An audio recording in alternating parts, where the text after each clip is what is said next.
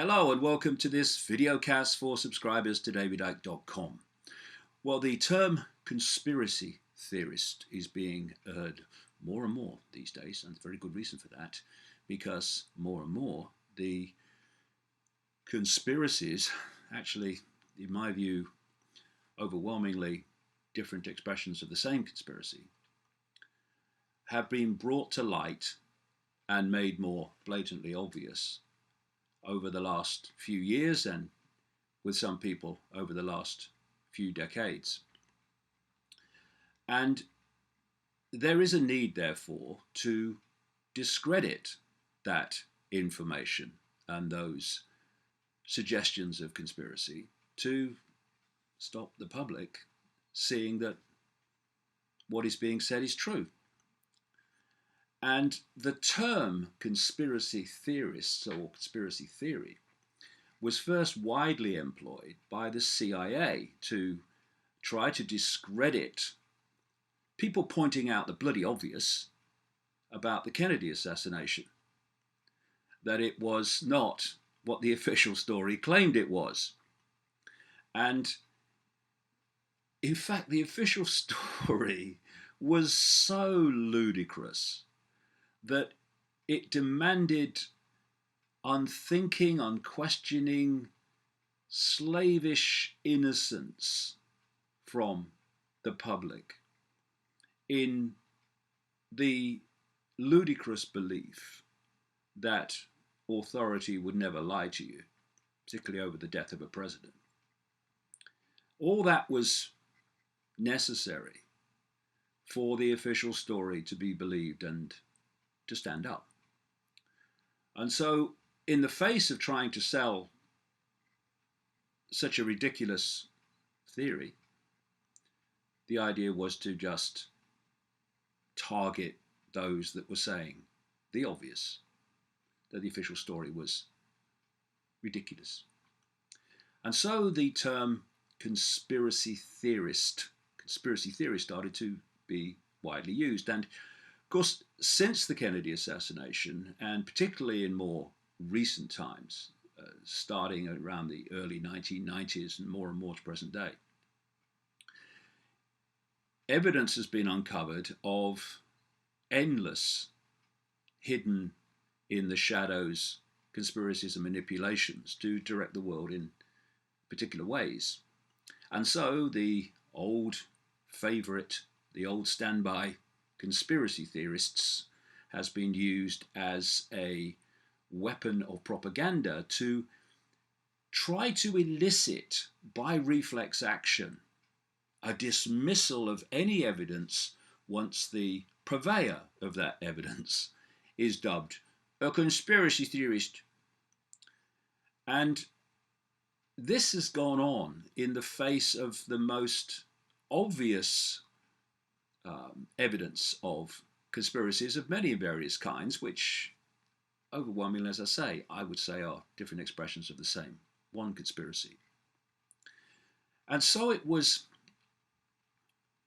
such a pleasure and so nice to read an article in the Telegraph newspaper in Britain, or at least on their website, that's where I saw it, by a guy called Alex Proud. And it's a very balanced article, and hands up to him for that. And it's headed, "Perhaps the world's conspiracy theorists have been right all along." Hallelujah. Have they been right about everything? Of course not. Have they been right about most of it, and certainly the theme of what's going on? Absolutely. And it says, "We used to laugh at conspiracy theorists, but from FIFA to banking scandals and the Iraq war, it seems they might have been onto something after all." He says you'd have your mate who, after a few beers, would tell you that the moon landings were faked, or that the Illuminati controlled everything, or that the US government was holding alien autopsies in Area 51. And you'd be able to dismiss this because it was all rubbish, he says. He goes on, "It's true that there was always the big one, which wasn't quite so easily dismissed, This was the Kennedy assassination. But here you could be fairly sure that the whole thing was a terrible, impenetrable, murky morass. You knew that some things never would be known or would be released, partially redacted by the CIA 200 years in the future. And you knew that whatever the truth was, it was probably a bit dull compared with your mate's flights of fancy involving the KGB, the mafia, and the military-industrial complex. Besides, it all made for a lot of very entertaining films and books. But, he says in the article, this nice, cozy state of affairs lasted until the early 2000s. But then, something changed. These days, conspiracy theories don't look so crazy, and conspiracy theorists don't look like crackpots. In fact, today's conspiracy theory is tomorrow's news headlines. If you read my books, for instance, from the last few years, in fact, the last nearly 25, you'll see that they did make tomorrow's headlines in terms of what happened subsequently in relation to what was said was planned in the books. And that's not because of genius or prophecy. It's because when you uncover what the plan is and what is planned to unfold, unless something comes along to intervene in that, then it will unfold. And in effect, you're predicting the future, but not from the ether, from knowing what the plan is to transform planet Earth into a Alcatraz for humans. It's tempting, he says, I suppose, to say we live in a golden age of conspiracy theories, although it's only really golden for the architects of the conspiracies. From the Iraq war to FIFA to the banking crisis, the truth is not only out there, but it's more outlandish than anything we could have made up. That's a great line, because one of the greatest defense mechanisms to the uncovering or the acceptance in people's minds of these conspiracies or that conspiracy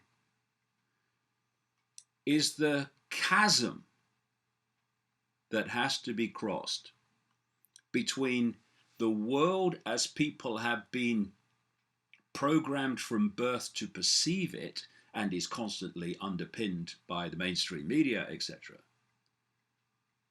and what's really going on. And so there is a great effort by people who know what they're doing, and lots of people who just don't know what they're doing but have bought the lie, to discredit those people who are uncovering and communicating what the mainstream media won't. So let's just look at the definition of a conspiracy, the dictionary definition. An agreement to perform together an illegal, wrongful, or subversive act. Now, on that definition alone, this world is drowning in conspiracies. Another definition, an agreement between two or more persons to commit a crime or accomplish a legal or illegal purpose through illegal action. Once again, we're swimming. A joining or acting together as if by sinister design. A secret plan or agreement to carry out an illegal or harmful act, especially with political motivation, plot, weapons of mass destruction in Iraq, and the act of making such plans secret. So that is the definition or definitions of conspiracy. And you can see that it's not just that there are conspiracies by those definitions, but we are deluged with them at all levels of society. And you still get people saying, do you believe in the conspiracy theory of history, or do you believe in the cock-up theory? As if they're mutually exclusive, as if you have to pick one or the other. And of course, it's a mixture of both. Of course, people make cock-ups, bad decisions, and then things unfold. Of course that happens. But when you do the research, most people don't, you find that an enormous amount of what happens in the world is coldly calculated in the shadows to play out in the public arena as either random or unconnected